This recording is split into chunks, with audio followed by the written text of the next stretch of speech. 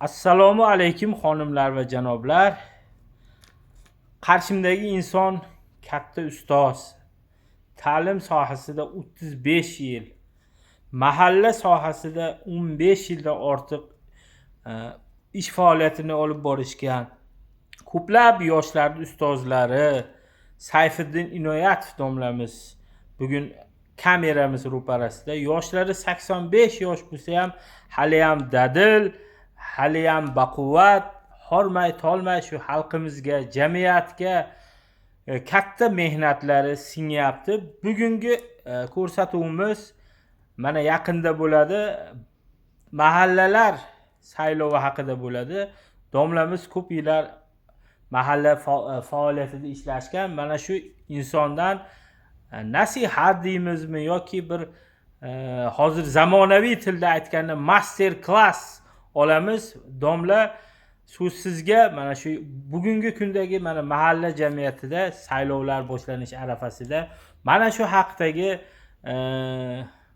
bilimlaringizni o'rtoqlasangiz. O'zi mahalla nima? Mana shundan boshlasak, menimcha to'g'ri bo'ladi. Yaxshi. Xo'p. Mahalla degani bu nodavlat ixtiyoriy jamoaviylik degani. Nodavlat ixtiyoriy jamoaviylik. Ya'ni mahalla o'zini o'zi boshqaradigan bir demokratik institut deyiladi. Mahalla tizimi O'zbekistonimizda mustaqillik sharofati bilan izga tushib, juda ulug' ishlarni amalga oshiryapti. Mahalla tizimi mustaqillikdan 1 yosh kichkina, 92-yil tug'ildi. Va mana shu qisqa muddat bo'lsa ham mahalla tizimi juda yaxshi rivojlanib, gurkirayapti. O'zbekistonning mustaqilligini rivojida o'zining hissasini qo'shyapti. Mahalla bu nodavlat ixtiyoriy jamoaviylik dedik. Shu bilan birga bu hokimiyatning yuragi deb hisoblaymiz biz. Men mahalla tizimida 15 yil raislik qildim. Ana shu tajribalarimdan kelib chiqib ba'zi fikrlarimni aytaman. Mahalla ishi nihoyatda og'ir, mashaqqat, ammo sharafli. Juda katta sharafli ish bu. Bu Xudoning yo'lida qiladigan ish bu. Ammo shunday tashvish, sertashvishki, mana shu ishlayman degan odamga 24 soat ish bor. Mana shunga sabr bardosh qilib, chidab ishlagan odam, ya'ni bu Xudoning yo'lida xolisanlillah mana shu xalqqa xizmat qilaman, ezgulik tomon olib boraman degan niyatlar bilan xizmat qilishi kerak. Mahalla tizimida mana hozir saylov ketyapti, saylov. Mahalla raisini saylovi masalasi bugungacha unchalik ham ko'ngildagidek emas edi. Lekin mana bu yil juda tartibga tushibdi. Xalq o'zini xohlagan insonini raislikka saylayapti. Ya'ni o'sha mahallada yashovchi insonlardan, o'sha mahallani xalqiga ma'qul odam, kamida 5 yil o'sha mahallada yashagan va mahallani o'rgangan odamlarning qalbiga yo'l topa oladigan inson mahallaga rais o'sha maqsadga muvofiq bo'ladi. Bu xalq mahalla raisiga ishonishi kerak. Eng avvalo yaxshi insonligiga ishonishi kerak. Ishonch bo'lsa mahalla raisini aytgani bo'ladi. Ishonch bo'lsa, ammo u insonga nisbatan xalqda norozilik, shubha, gumonlar bo'lsa, ishi yaxshi yurishmaydi. Shuning uchun mahalla raisi o'sha yerga munosib odam, xalq ehtiromiga sazovor bo'lgan odam, savodli, nihoyatda savodli, bugungi siyosatdan xabardor odam bo'lsa, maqsadga muvofiq bo'ladi. Mahalla raisi mana shu juda ishi ko'pligiga qaramasdan eng birinchi ishlaridan zarurlari mana shu nogironlar, qariyalar, yetim yesirlar, notinch oilalar mana shulardan muntazam xabardor bo'lib turishi va ularni qo'llab-quvvatlashi lozim. Mahallada juda bundan boshqa ishlari ham nihoyatda ko'p, obodongarchilik ishlarini chegarasi yo'q.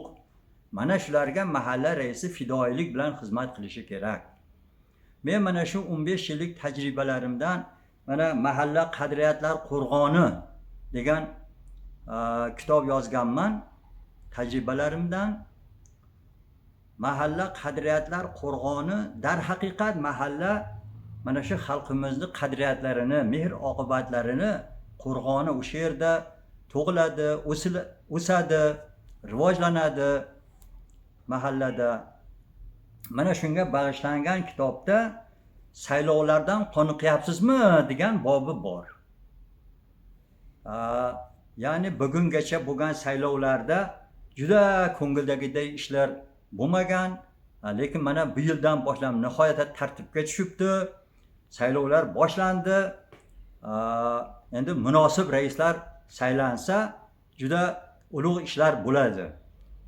Mustaqilligimiz sharofati bilan mana shu demokratik institut juda yaxshi rivojlanyapti. Mana Rishton tumanida 70 ta mahalla bor. 70 ta mahalla agar zo'r ishlasa, rais munosib, maslahatchi munosib bo'lsa-yu, ishlari nihoyatda yaxshi borsa, hokim ham, ichki ishlar ham, hamma mas'ul kishilar rohat qilib ishlaydi, maza qilib ishlaydi. Lekin buning uchun mahallaga munosib odam rais bo'lishi kerak. Domla, endi o'zingizni ish faoliyatingizdagi qanday mana o'zingiz aytdingiz, masalan, nogironlarga e'tibor bo'ldi, mashinalar qo'yildi deyapsiz. Ancha ishlarni qilib, mana shuni o'rtoqlashsiz o'zingiz faoliyatingizda. Endi bu men o'zimni tajribamdan kelib chiqib gapiraman-u, ba'zi mahallalarda bu sharoit bo'lmasa kerak. Men fermerlar bilan hamkorlikni nihoyatda yaxshi yo'lga qo'ydik. Bug'doydan bo'shagan yerlarda dehqonchilik qildik. Makka ekdik, pomidor ekdik, sholi ekdik. Shundan daromad topib, biz ikkita nogironga mutlaqo bepul uy qurib berdik. Yasli bolalariga o 10-yillar 3 million so'mlik o'yinchoq olib berdik. Maktabda juda katta binosini shiferini qilib berdik. Samarqandga 3 ta Damas'da 5 kunlik sayohatlar mutlaqo bepul tashkil qildik.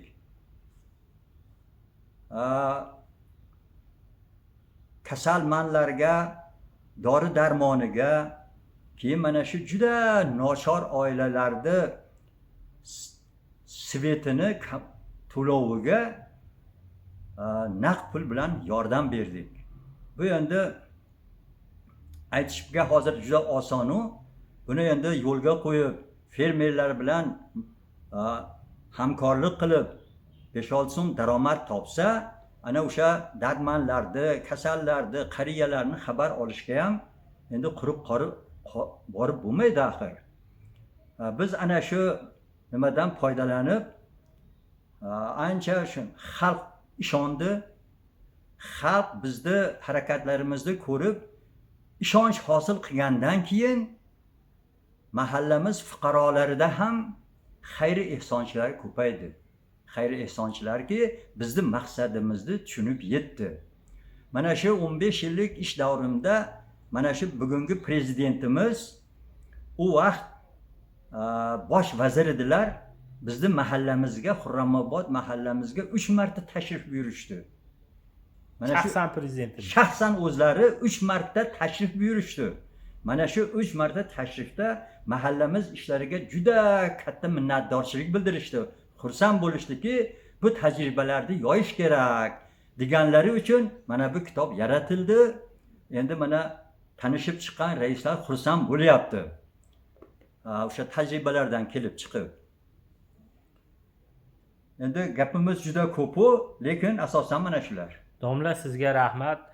Menga eng quvontirgani maktablarda hatto stipendiya qilib berganingiz ham bo'ldi. Eng a'lochi o'quvchilarga stipendiya qilganingiz juda quvonchli.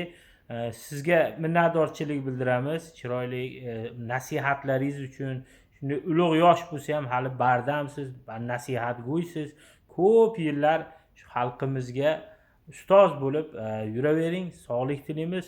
Do'stlar, mana yaqinda mahalla saylovi boshlanish arafasida bo'lajak hamma saylovchilarga, mahalla bo'lajak raislarga omadlar, zafarlar tilaymiz. Yurtimiz tinch bo'lsin, xonadonimiz obod bo'lsin, hamma salomat bo'lsin. Rahmat, sog' bo'linglar. Hurmat bilan Dilshodjon Boltaboyev, Rishtondan.